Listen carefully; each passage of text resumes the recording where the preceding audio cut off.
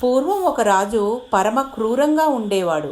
దయ లేకుండా అందరినీ బాధ పెట్టేవాడు. అలాంటి రాజు ఒకరోజు అందరినీ ఆశ్చర్యపరుస్తూ తన మంత్రులు, అధికారులు, ప్రజలు అందరినీ సమావేశపరిచి ఒక ప్రమాణం చేశాడు.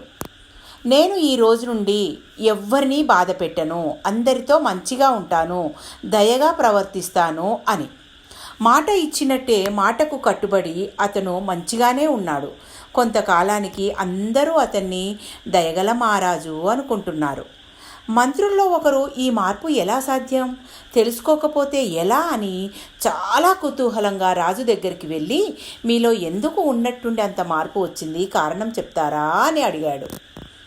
రాజు సమాధానం చెప్తున్నాడు. నేను ఒకరోజు గుర్రం మీద అడవిలో తిరుగుతుంటే ఒక వేటకుక్క నక్కని వెంటాడుతుంది. నక్క కష్టపడి తన గుహలోకి వెళ్ళే లోపే వేటకుక్క నక్క కాలు కరిచింది. నక్క కుంటిదైపోయింది. ఆ రోజు కాసేపటికి పక్కనే ఉన్న ఊరికి వెళ్ళాను. అక్కడ అదే వేటకుక్క ఉంది. ఒక మనిషి ఒక పెద్ద రాయి తీసుకొని వేటకుక్క మీదికి విసిరాడు. ఆ రాయి కుక్క కాలుకు తగిలి వేటకుక్క కాలు విరిగింది. అతను కొంచెం దూరం వెళ్ళాడో లేదో ఒక గుర్రం అతన్ని బలంగా తన్నింది. అతడు కింద పడి కాలు విరగొట్టుకున్నాడు. ఆ గుర్రం పరిగెత్తుకుంటూ వెళ్ళబోయింది. ఒక గుంటలో పడి దాని కాలు విరిగిపోయింది. వరుసగా జరిగిన ఈ సంఘటనలకు నాకు ఒక ఆలోచన తోచింది. నక్క కాలు కుక్క కరిస్తే, కుక్క కాలు మనిషి రాయి వల్ల విరిగింది. మనిషి కాలు గుర్రం తన్నినందువల్ల విరిగితే, గుర్రం ఒక గుంటలో పడి కాలు పోగొట్టుకుంది. ఒకరికి చెడు చేస్తే అదే చెడు వేరే ఏ కారణంతో అయినా మనకీ జరుగుతుంది అని బాగా తెలిసొచ్చింది. అప్పుడు నా వల్ల ఎందరు బాధపడ్డారో వారందరి వల్ల నేను బాధపడాల్సి వస్తే ఆ పరిస్థితి ఊహించుకుంటేనే ఒంట్లో వణుకు పుట్టింది.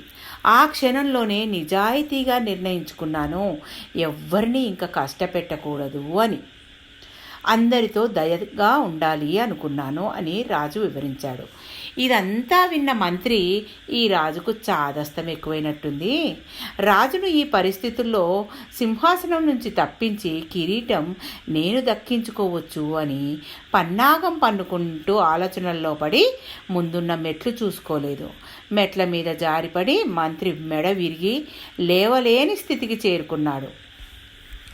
రాజు పదవి కాదు కదా, మనిషిగా కూడా ఒకరి మీద ఆధారపడేలా అయ్యాడు. ఒకరికి చెడు చేస్తే ఏదో ఒకసారి మనకి అదే చెడు జరుగుతుంది అన్న మంచి విషయం ఈ కథా సారాంశం.